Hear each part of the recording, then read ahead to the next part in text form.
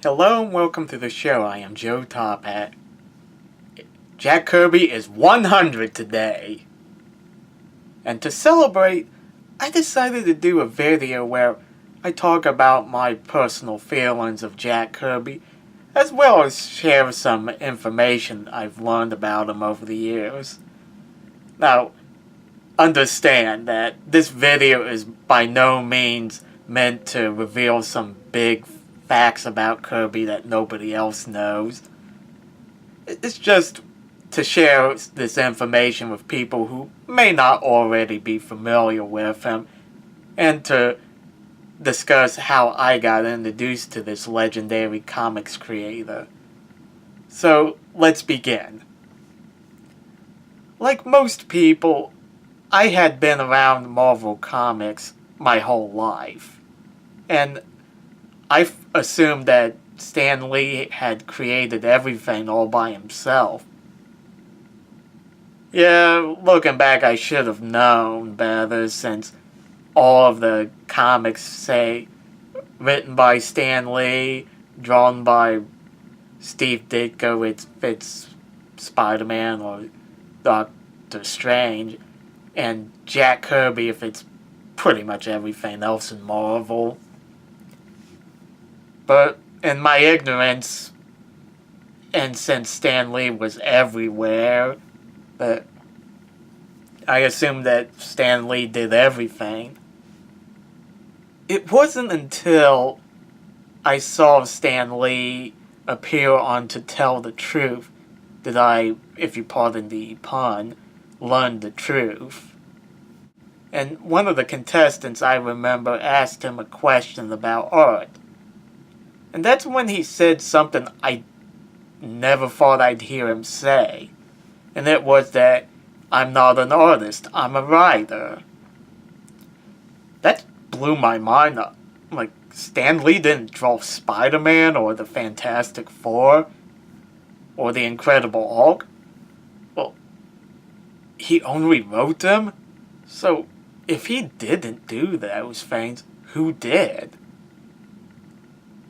And I quickly learned that the vast majority of the Marvel Comics was done by a man called Jack Kirby, the King of Comics.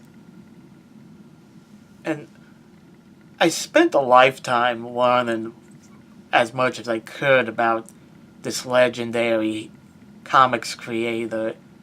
And if you thought that Stan Lee was creative, you do not know Jack Kirby. Jack Kirby was born on the Lower East Side of Manhattan on August 28, 1917, to Austrian immigrants. His family was poor, and he grew up in a rough neighborhood where everybody was constantly fighting each other. One story about his childhood that fascinated me was how he first started to draw.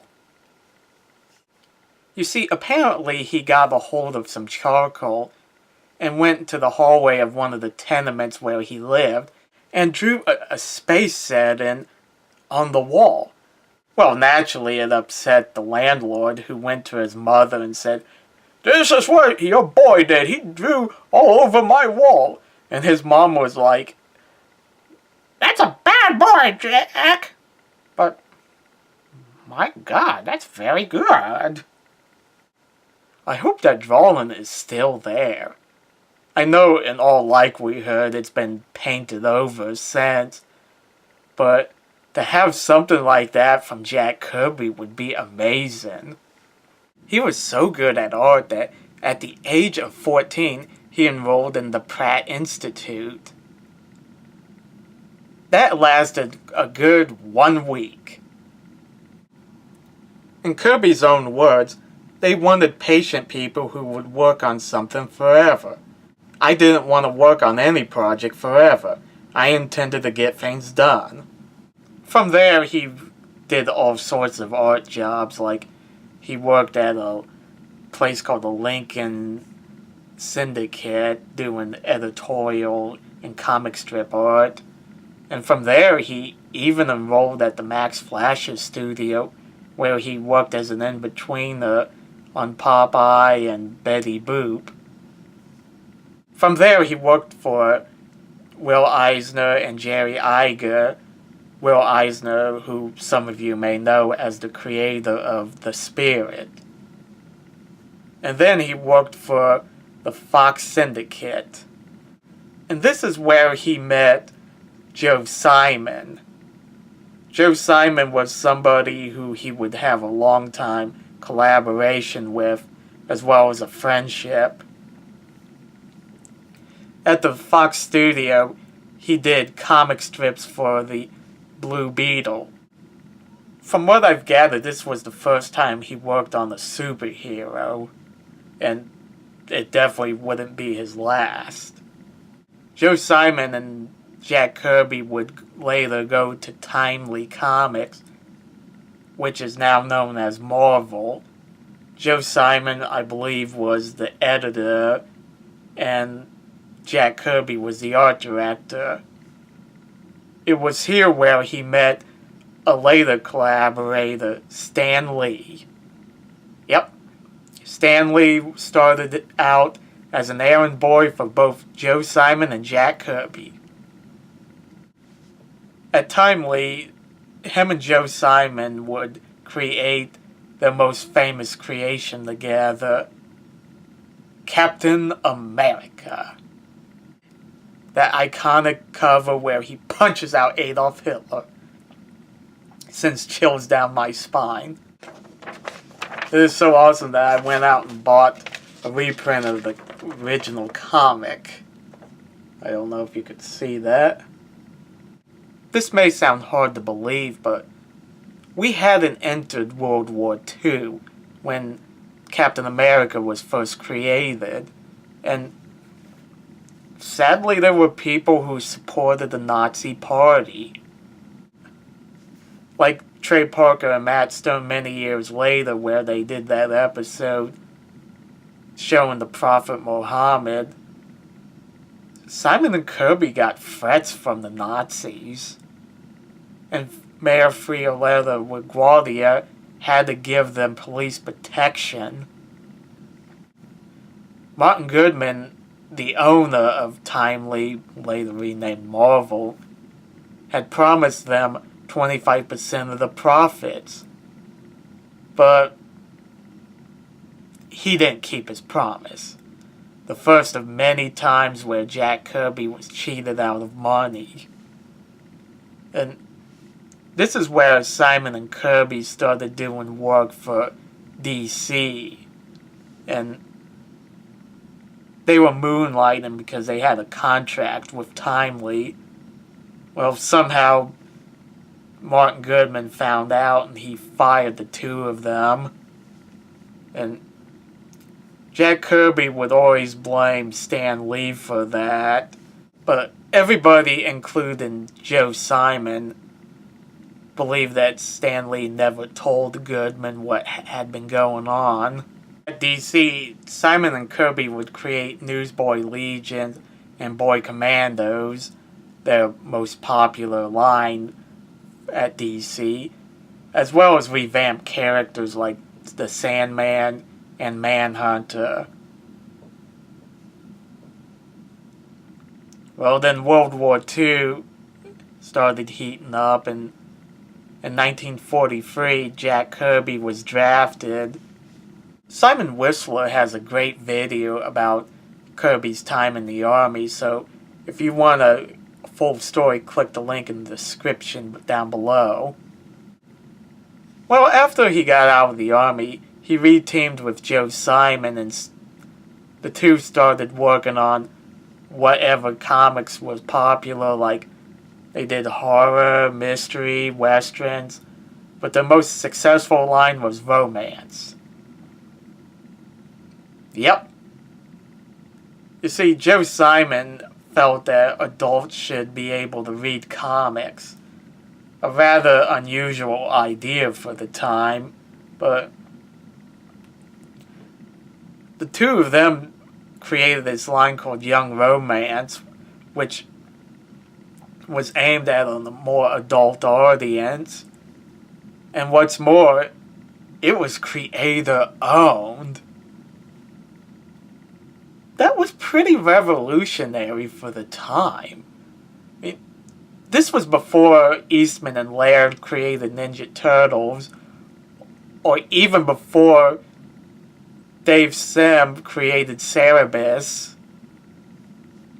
For a time, they even ran their own studio, but because that idiot Frederick Wortham started attacking comics, it went under and the two went their separate ways. Jack Kirby openly admitted he never forgave Martin Goodman for the way he treated him and Joe Simon, but he had to swallow a lot of pride to go back to Marvel because he needed the money. It is here where he would create his most famous creations, like the Fantastic Four, the Incredible Hulk, the X-Men, Thor, the Avengers, the Silver Surfer. The list just goes on and on. And possibly him and Joe Simon had originated the idea of Spider-Man.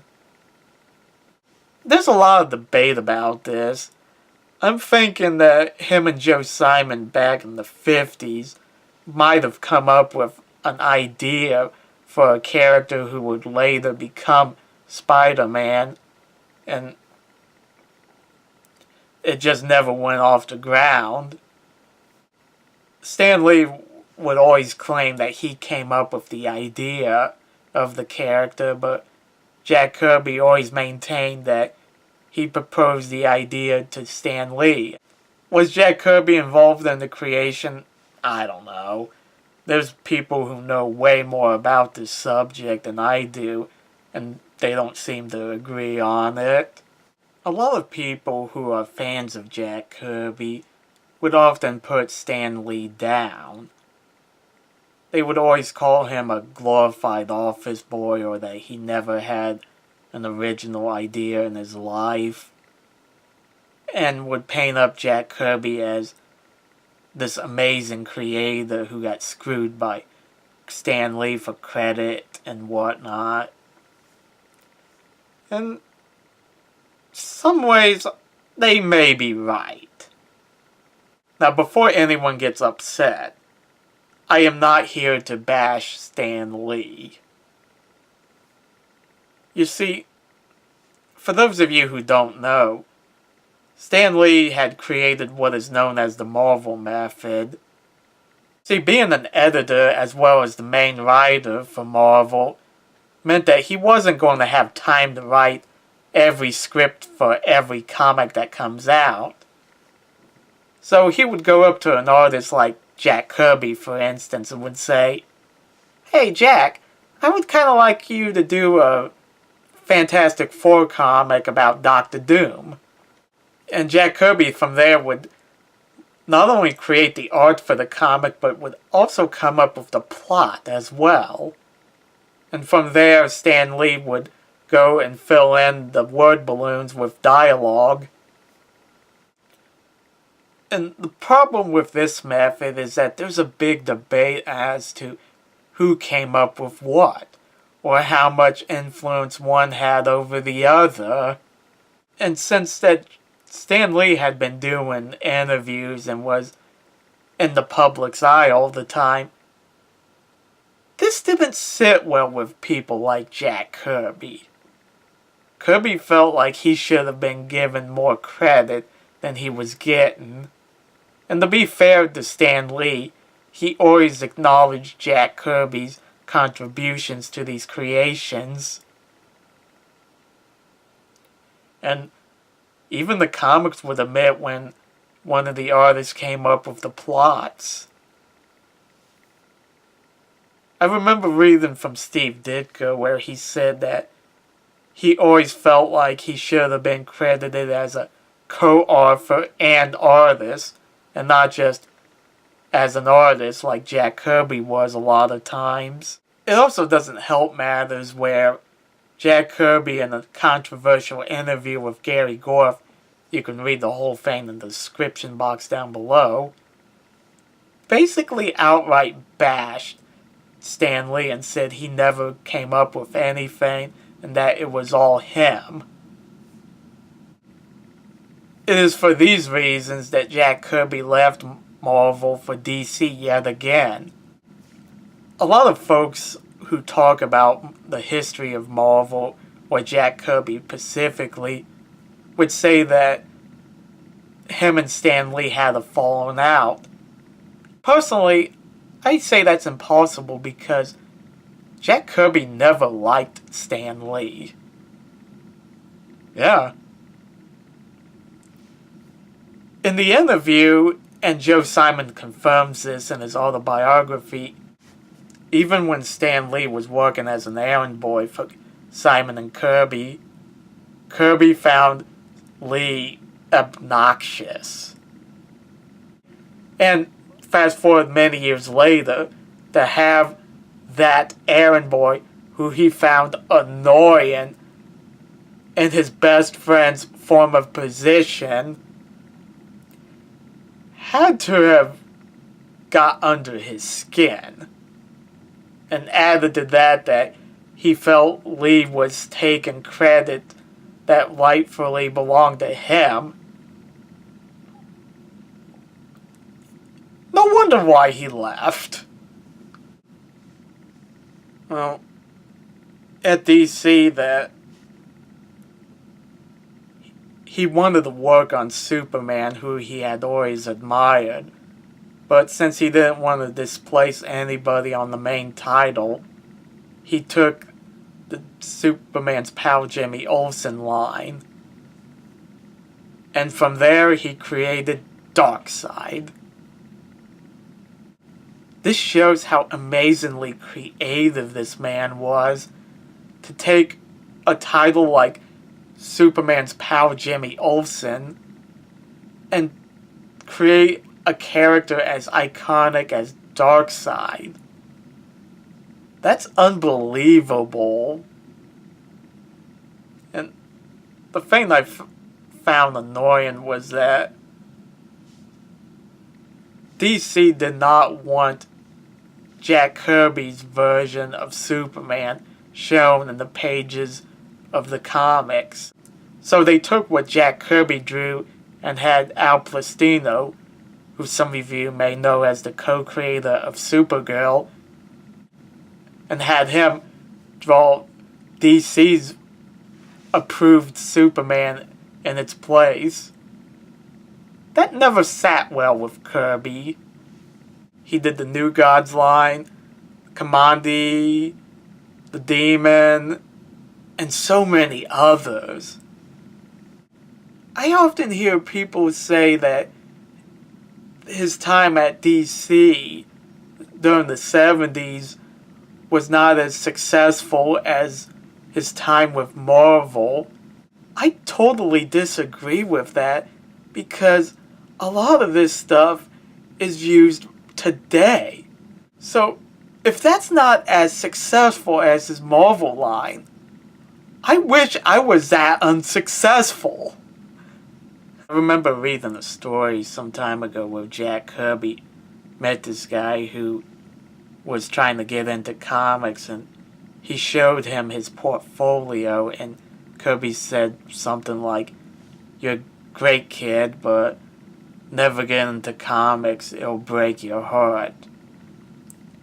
And this story shows that Kirby was pretty bitter about his lack of royalties he got from his creations. I even remember hearing that he absolutely refused to go to a toy store because it angered him to see the characters he helped create being sold and he's not getting a cut of the profits. I wish Marvel had treated him better, but they didn't. On a more positive note, when he worked on the Superpowers team lineup, that he actually did got royalties for the action figures. So, no, as far as I know, was about the only time he got any royalty, and that's pretty good to know. Before Stan Lee did all those cameos in the Marvel movies, Jack Kirby did a cameo of his own. It was in the second season episode of The Incredible Hulk, No Escape. It's hard to believe that Jack Kirby is responsible for so much of the superhero line from not only Marvel but DC as well. I mean, there's like hardly anything that we see in cartoons, movies, video games, or the toys that didn't have Kirby's influence. Heck, even the creators of Ninja Turtles admitted that he was a big inspiration for them. So, to end this video, I say go out and buy as many Jack Kirby comics as you can. Thanks for watching. Let me know in the comment section what you guys think. Don't forget to like and subscribe. See you later.